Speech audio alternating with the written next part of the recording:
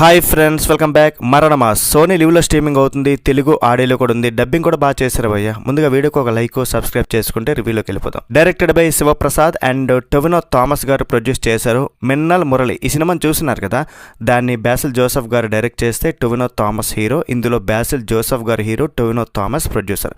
So return gift ఇవ్వాలని plan చేసినట్టున్నారు.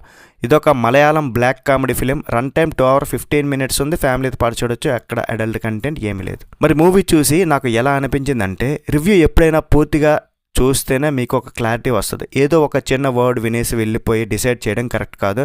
So నాకు ఎలా అనిపించిందంటే, పర్లేదు భయ్య, యావరేజ్, అబవ్ యావరేజ్ ఆ టైప్లో నాకు అనిపించింది. వర్క్స్ ఇన్ పార్ట్స్ అనమాట.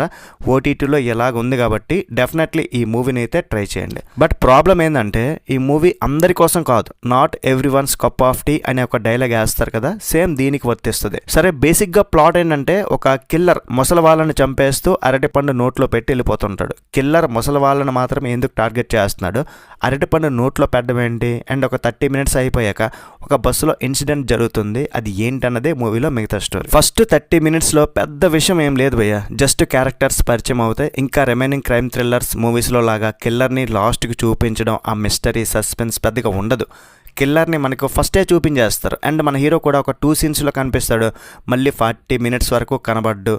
అక్కడ ఒక బస్సులో ఇన్సిడెంట్ జరుగుతుంది. మన హీరో, హీరోయిన్, కండక్టర్, డ్రైవర్, ఒక ముసలాయన అండ్ ఆ కిల్లర్ కూడా అందులో ఉంటాడు. ఆ బస్సులో సీన్ 40 minutes నుండి నాన్ స్టాప్గా 1/2 hour ఉంటుంది. అక్కడ చాలా బాగుంది.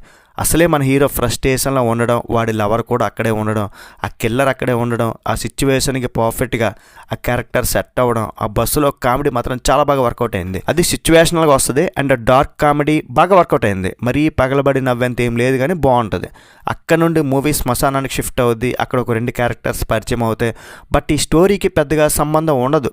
అక్కడ కూడా ఒక 2 scenes బాగానే పేలి. అండ్ రిమైనింగ్ థ్రిల్లర్స్లో లాగా ఒక కేసు పోలీసుల వాళ్ళ దగ్గరికి వెళ్ళడం, వాళ్ళు ఇన్వెస్టిగేషన్ చేయడం, అలాంటి సినిమా అయితే అస్సలు కాదు. సో అదే మూవీకి ప్లస్ అనమాట. ఇంకా క్యారెక్టర్స్ విషయానికి వచ్చేస్తే, బాసిల్ జోసెఫ్ గారి సినిమా అంటే మినిమం గ్యారంటీ పక్కా. ఇది కూడా ఎంటర్టైన్మెంట్ గ్యారంటీ. ఆ క్యారెక్టర్ అయితే నచ్చింది. ఎక్కువగా థ్రిల్లర్స్ చూస్తుంటాం అతని దగ్గర నుండి. బట్ ఈ మధ్య కామెడీ కూడా బాగానే చేస్తున్నారు. జుట్టుకి రంగు, ఆ డ్రెస్సింగ్ స్టైలు, అతని యాటిట్యూడ్ అంతా డిఫరెంట్గా ఉంటుంది.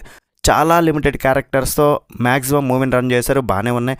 వాళ్ళందరూ మంచి సపోర్ట్ ఇచ్చారు అనమాట. క్యారెక్టర్స్, టెక్నికల్ క్వాలిటీస్ బాగానే మెయింటైన్ చేశారు. బ్యాక్గ్రౌండ్ స్కోర్ కూడా నచ్చింది. ఫైనల్గా మరణమాస్ మరీ పగలబడి నవ్వేంత రేంజ్లో లేదు, కానీ ఓటీటీలో వర్త్ భయ్య అంతే. ఇంక ఈ జానరాని ఇష్టపడే వాళ్ళైతే డెఫినెట్లీ ఈ మూవీని ట్రై చేయండి. మరి ఓవరాల్ ఈ సినిమాకి నేను ఇచ్చే రేటింగ్ ఏంటంటే 2.75 out of 5.